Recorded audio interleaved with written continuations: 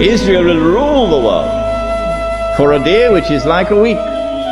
If you disagree with me, you say, we never heard this before. Our sheikhs who taught us Islam, they never talked about this, so you must be wrong.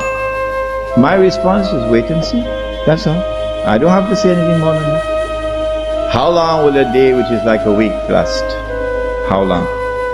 How long will Israel rule the world? And what will be our predicament during that time?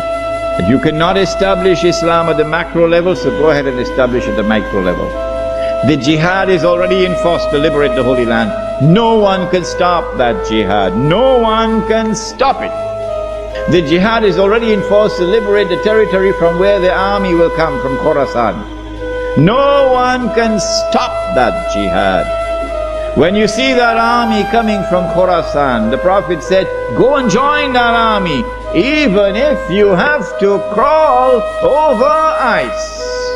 Because no one will be able to stop that army until it reaches Jerusalem. When a day which is like a week has come to an end, and we will know that because the water in the Sea of Galilee would have dried up. That is the time when these events are now going to take place. The advent of Imam Mahdi, Dajjal appearing in a day which is like our day, so we'll see him as a Jew, etc. And the Son of Mary coming down.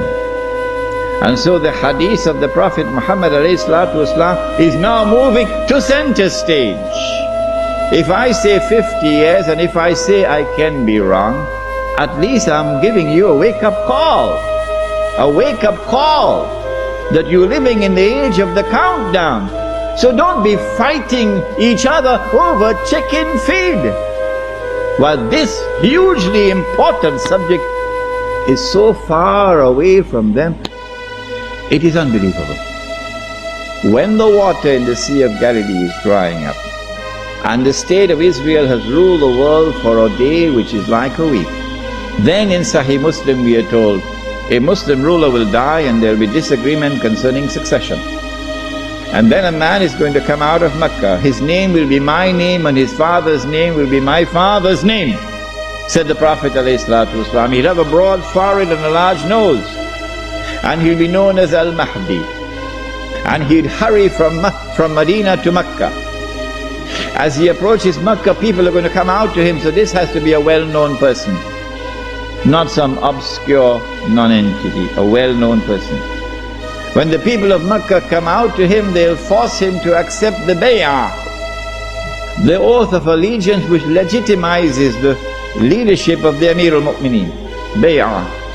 He will accept the bay'ah at the Kaaba and then proclaim himself to be Al-Mahdi. It is only then that you would know that Al-Mahdi is here. So stop asking these foolish questions. Is he born already? Is he in Lebanon? Or maybe in Indonesia? That's foolishness. Al-Mahdi cannot emerge until Israel has become the ruling state in the world. Al-Mahdi cannot emerge until Dajjal has completed his mission. Al-Mahdi cannot emerge until the state of Israel has ruled the world for a day which is like a week. Al-Mahdi cannot emerge until the water has dried in the Sea of Galilee. So stop these foolish questions. He proclaims himself to be the Mahdi. But after he proclaims himself Al-Mahdi, he's going to be attacked from an army, with an army from Sham.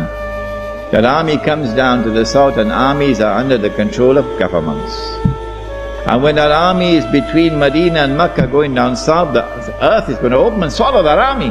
That is the sign of all signs, beyond a shadow of a doubt, validating the claim of this man that he is the Mahdi. When the earth opens and swallows that army, then on that day, those from the world of the Shia who accept him as the Mahdi and follow him are our brothers in faith. And shoulder to shoulder we'll fight to liberate the Holy Land. But those from the Shia, and we anticipate that there will be those who will now reject him as the Mahdi because he is not Shia. You're not our brothers in faith. And you will not fight with us shoulder to shoulder to liberate the Holy Land. When the army is swallowed, then the Mahdi is going to be attacked by another army, and this is now an army of the Quraysh, an army of the Kalb.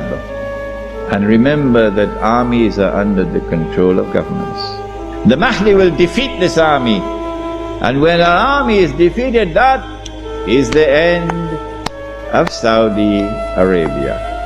Goodbye to bad rubbish. Goodbye to bad rubbish. Let it be recorded in my book tonight. Let it be recorded in your book tonight. Goodbye to bad rubbish. The most monstrous betrayal of Islam ever committed in history, committed by those who control that state.